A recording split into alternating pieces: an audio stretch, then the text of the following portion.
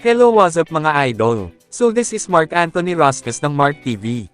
Sa video natin ngayon, ay tungkol sa Messenger tips and tricks naman. May bagong update si Messenger. Ito ay ang ignore. Ang ignore ay para restrict. Pero sa group chat, hindi tulad ng restrict na sa pang-personal chat lang. Ang ignore message ay sa group chat.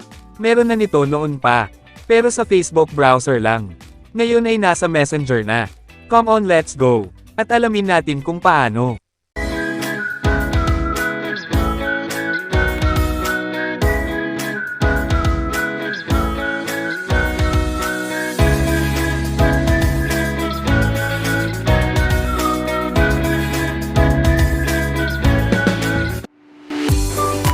Ilabas nyo na ang mga cellphone ninyo. Pumunta sa Google Play Store. At i-update ang Messenger app. Pumasok sa Messenger. At i-long press ang group chat na gusto mo i-ignore.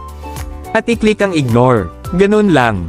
Maganda to sa mga tao na ayaw ma-stress kapag day off nila. I hope nakatulong ang video na ito. At kung nagustuhan mo ay, pwede ka naman mag-subscribe.